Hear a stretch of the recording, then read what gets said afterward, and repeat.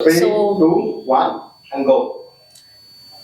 So ever since I read this book, I've been meaning to ask you some questions regarding the book. Berlin and other stories. Yeah, Berlin and other stories. So I read this about 1 year ago, but I remember some of the portions of the from the book very distinctly.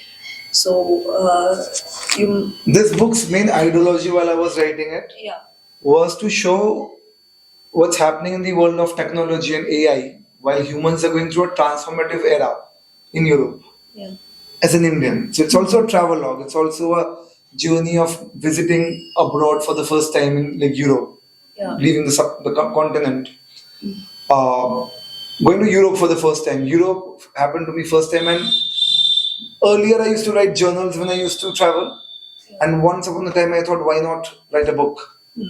So I wrote about Berlin and other stories that talks about basically humanity's journey through time, space, and culture. In this, we try to study different travel narratives and also cultures with the eyes of an Indian. As an Indian, did you feel this book took you to places that are beyond your area of origin? yeah like I felt that some of the portions of the book are very visually very detailed, and it almost painted a picture of the place. So I felt that What was the favorite place in Europe that you probably through reading this book of thought ki that festival, that one music festival somewhere at night, the folk songs were playing, and people oh, too were. many music festival I cannot recall. Like Europe is in the summers No, it's in full of music Berlin festivals. itself, I think. Yeah. 21st June, the like longest day we went for a Yeah, maybe. Yeah. it's a pagan festival, 21st June, Yes, where yes. they celebrate these longest celestial day, like shortest celestial night of the year. And it's called the Sonnevet. I'm not pronouncing it right, but something like Right, I remember. that. That was one of my favorites. Another one was there, but I don't remember right now. But yeah, Do you like traveling, Divya? Are you into traveling? yeah, I am. I would say, but I haven't traveled a lot of places yet. But I'd love to someday. Would a boyfriend say you are more of a mountain person or more of a beach person? Mountain person.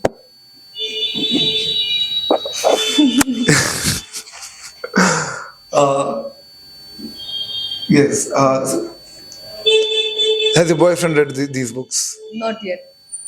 Has any of your prospective boyfriends ever wanted to read one of my books and taken it? Yeah. Why not?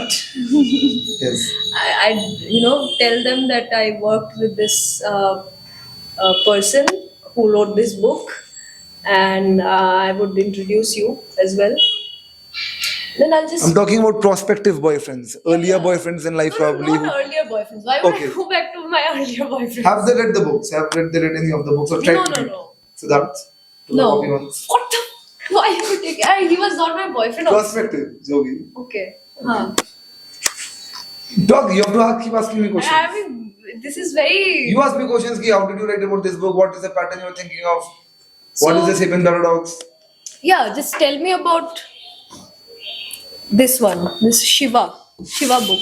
So it's after Berlin and other stories that we were working on. We got into Shiva Seeks Adi Shakti. Yeah. And there are few chapters and few parts that we were discussing on how to write non-fiction books. Your life is a fiction and sometimes a non-fiction. Everything is fictional. Like what you're perceiving in reality, it's probably not even true that is actually happening. We are limited by our five senses. Beyond that, the dimensions we do not comprehend. So this book, so the interesting thing about these books together is we see time is cyclical. Yeah.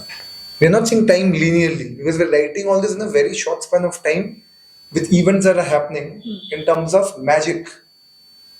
Yeah. It's probably not magic, it's just a lot of data combined, and if you see it in a very more perspective forecasting form, you see those happening. And that's what we have explored through the Sapien Paradox in literature.